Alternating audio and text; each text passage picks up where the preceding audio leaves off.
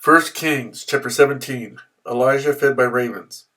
Now Elijah the Tishbite from Tishbe in Gilead said to Ahab, As the Lord the God of Israel lives, whom I serve, there will be neither dew nor rain in the next few years except at my word.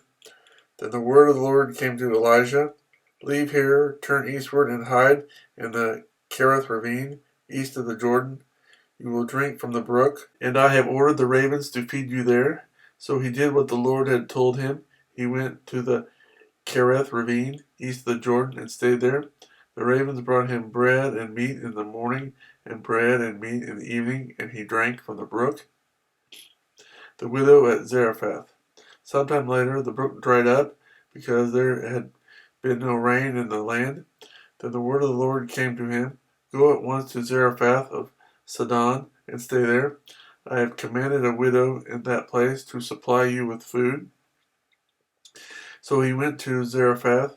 When he came to the town gate, a widow was there gathering sticks. He called to her and asked, Would you bring me a little water in a jar, so I may have a drink? As she was going to get it, he called, and Please bring me, please, a piece of bread. As surely as the Lord your God lives, she replied, I don't have any bread, only a handful of flour in a jar, and a little oil in a jug.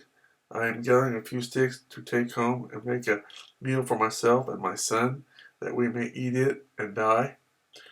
Elijah said to her, Don't be afraid.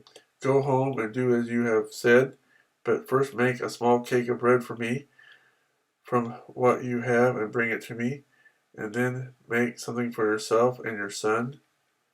For this is what the Lord, the God of Israel, says, The jar of flour will not be used up, and the jug of oil will not run dry until the day the Lord gives rain on the land.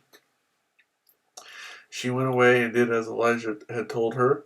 So there was food every day for Elijah and for the woman and her family. For the jar of flour was not used up, and the jug of oil did not run dry, in keeping with the word of the Lord spoken by Elijah.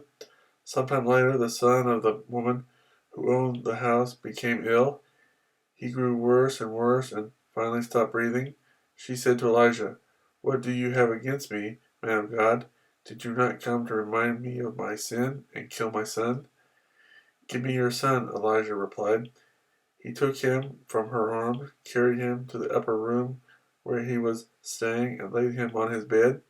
Then he cried out to the Lord, O Lord, my God, you have brought tragedy also upon this widow I am staying with, by causing her son to die. Then he stretched himself out on the boy 3 times and cried to the Lord, O Lord, my God, let this boy's life return to him. The Lord heard Elijah's cry, and the boy's life returned to him, and he lived. Elijah picked up the child and he carried him down from the room into the house. He gave him to his mother and said, Look, your son is alive.